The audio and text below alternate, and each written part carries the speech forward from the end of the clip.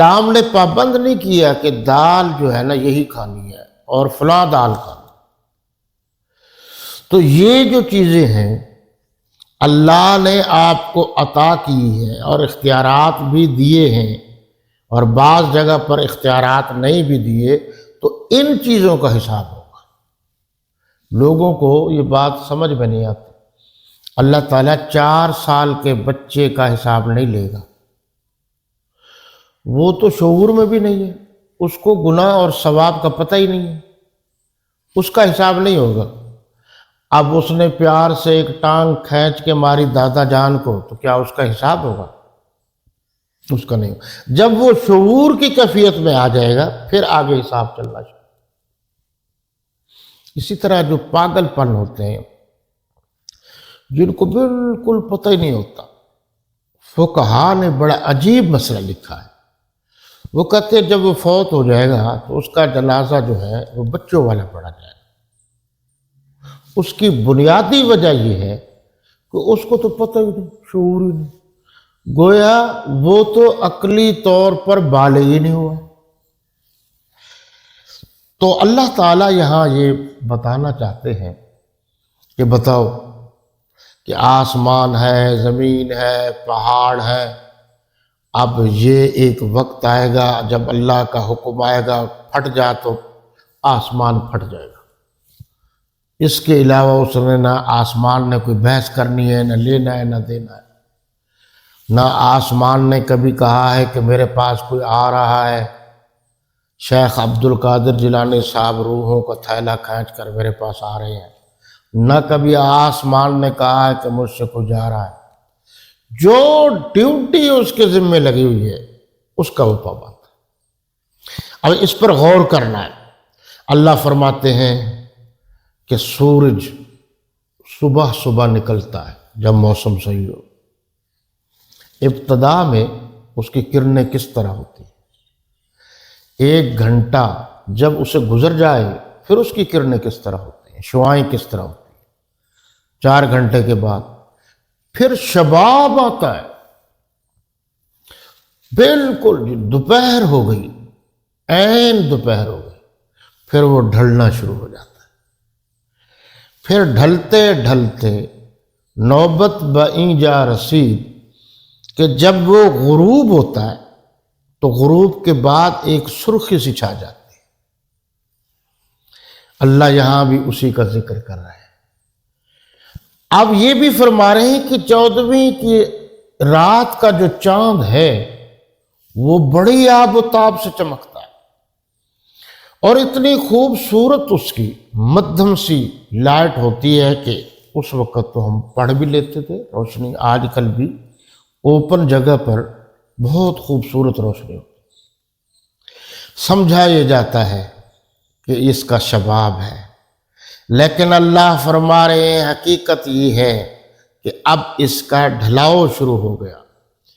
یہ reverse gear لگ گیا، پیچھے جا رہا ہے. یعنی جوانی کی طرف نہیں جا رہا، بڑھاپے کی طرف جا رہا ہے اور قیامت کی طرف جا رہا ہے. یہ خوش ہو رہا ہے کہ میرے 50 سال پورے ہو گئے. یہ نہیں دیکھتا کہ اب آگے جو منزل ہے وہ بہت قریب آ گئی. اس طرف اشارہ. اذا السماء انشقت، جب آسمان پھٹ جائے گا. اس پھٹنے سے مراد کیا ہے؟ آسمان ختم ہو جائے گا. یہ جب وقت آئے گا یہ ختم ہو جائے گا. وَأَذِنَتْ لِرَبِّهَا وَحُقَّتْ، اور یہ اپنے پروردگار کا فرمان حکم بجا لائے گا، اور اس سے واجب بھی یہی ہے. واجب معنی ہے ضروری، یہ تکوینی ہے. اس نے کوئی بحث نہیں کرنی کہ اب نہیں کل، نہ ہی اس کو اختیار ہے. وَإِذَا الْأَرْضُ مُدَّتْ، اور زمین ہموار کر دی جائے گی.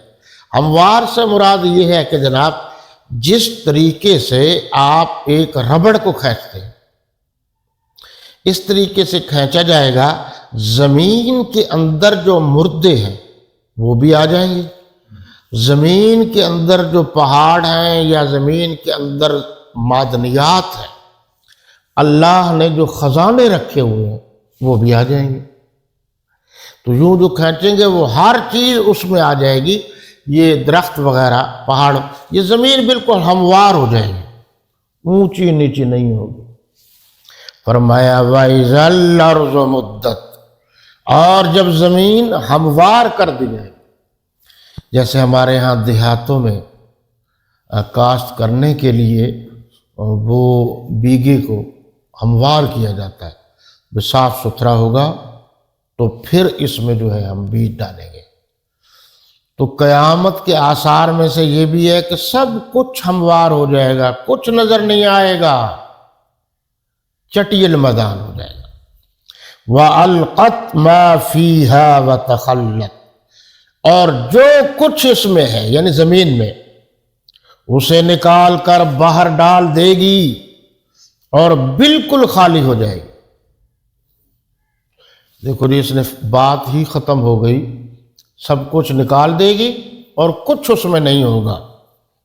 وَأَذِنَتْ لِرَبِّهَا وَحُقَّتْ، اور اپنے پروردگار کے ارشاد کی تعمیل کرے گی، یعنی جیسے اللہ فرمائیں گے، جیسے کہ اِذَا زُلْزِلَتِ الْأَرْضُ زِلْزَالَهَا وَأَخْرَجَتِ الْأَرْضُ أَثْقَالَهَا وَقَالَ الْإِنسَانُ مَا لَهَا، یہاں فرمایا کہ جس طرح کپاس اس کے ٹکڑے ہوا ہو تو اڑتے ہیں، اسی طرح زمین کے ٹکڑے اڑتے نظر آئیں گے، اور تعمیل کرے گی یہ زمین، اس پر لازم ہے، تو قیامت قائم ہو جائے گی۔ پھر کیا ہو جائے گی؟ قیامت آ جائے گی۔ یا ایہا الانسان انک کادح الی ربک کدحا فملاقی، اے انسان، دیکھو جی، یا ایہا الانسان کا ترجمہ ہے، اے انسان تو اپنے پروردگار کی طرف، اللہ کی طرف پہنچنے میں خوب کوشش کرتا ہے، یعنی اللہ کی طرف تو جا رہا ہے۔ اب زندگی ہماری ختم ہو رہی، یہ جو قرآن میں آیا ہے کل نفس ذائقۃ الموت، آپ نے بارہا سنا کہ ہر ذی روح نے موت کا ذائقہ چکھنا ہے، لیکن آگے ایک لفظ ہے ثم الینا ترجعون، پھر تم سب کے سب لوٹ کر ہماری ہی طرف آؤ۔ یہاں بھی انسان اللہ کی طرف جانے کی کوشش کرتا ہے۔ فَأَمَّا مَنْ أُوتِيَ كِتَابَهُ بِيَمِينِهِ، تو جس کا نامہ اعمال اس کے دائیں ہاتھ میں دیا جائے گا، فَسَوْفَ يُحَاسَبُ حِسَابًا يَسِيرًا، اس سے حساب آسان لیا جائے گا۔ یعنی آپ نے بارہا سنا، ایک نامہ اعمال دائیں ہاتھ میں دیا جائے گا، ایک نامہ اعمال بائیں ہاتھ میں۔ جو لوگ نیک ہوں گے نامہ اعمال ان کے دائیں ہاتھ میں دیا جائے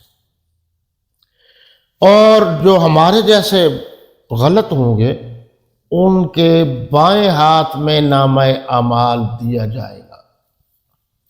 اس کو یوں جانیے کہ آپ کسی کام کے لیے فائل اپنے اعلیٰ افسر کو جمع کراتے ہیں،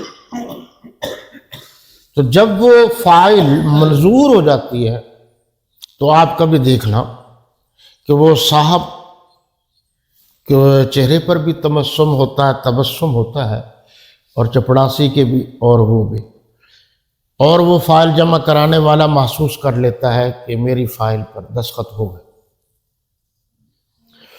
اور جب اس پر دستخط نہیں کرتے صاحب تو سب طرف مایوسی ہوتی ہے۔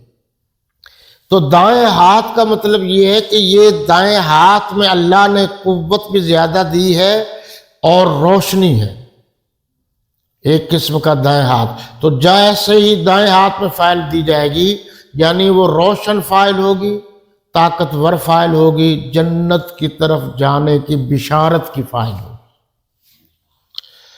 اس سے حساب آسان لیا جائے گا۔ یعنی جس کے ہاتھ میں وہ فائل ہوگی، ہمارے ہاں کہا جاتا ہے نا، صاحب کی فائل ہو گئی یار، آپ اس کو کمپیوٹر پہ لگا دو۔ آسان حساب کا کیا مطلب ہے؟ اللہ حساب تو لے گا، یہاں لفظ ہے، پھر دیکھیے اس سے حساب آسان لیا جائے گا۔ آسان حساب کا مطلب ہے کہ اللہ پوچھیں گے آپ نے یہ کام کیا تھا، یہ کیا تھا، یہ کیا تھا، یہ کیا تھا، یہ نہیں پوچھیں گے کیوں نہیں کیا تھا، یہ کام آپ نے کیوں کیا تھا، کس لیے کیا تھا۔ اگلی بات بس آپ فرمائیں گے بخش دے۔ تو یہ ہے آسان حساب۔ ہمارے ہاں بھی بعض اوقات ایسا ہوتا ہے کہ کوئی تھوڑی بہت غلطی ہو جائے تو صاحب بلاتے ہیں، جب آپ آفس میں جاتے ہیں تو پھر کچھ بھی نہیں کہتے، پھر کہتے ہیں اچھا جاؤ پھر صحیح۔ وہ آپ اس پر غور کریں، وہ ایک تنبیہ ہے کہ بلایا تو ہے لیکن آپ کی کارکردگی بہتر تھی، بالکل کارکردگی زیرو نہیں تھی، اس لیے آپ کو کہا آپ جاؤ۔ اس کو آپ وارننگ کہہ لیں، تنبیہ کہہ لیں، یا سمجھانے کا ایک خوبصورت انداز کہہ لیں۔ وَيَنْقَلِبُ إِلَىٰ أَهْلِهِ مَسْرُورًا، وہ جب واپس آئے گا اپنے گھر تو خوش ہوگا کہ میں کامیاب ہو گیا، آج جو میں نے محنت کی تھی میری فائل پر سائن ہو گئے، اب میں باضابطہ ملازم ہو گیا۔ وَأَمَّا مَنْ أُوتِيَ كِتَابَهُ وَرَاءَ ظَهْرِهِ، اور جس کا نامہ اعمال اس کی پیٹھ کے پیچھے سے دیا جائے گا۔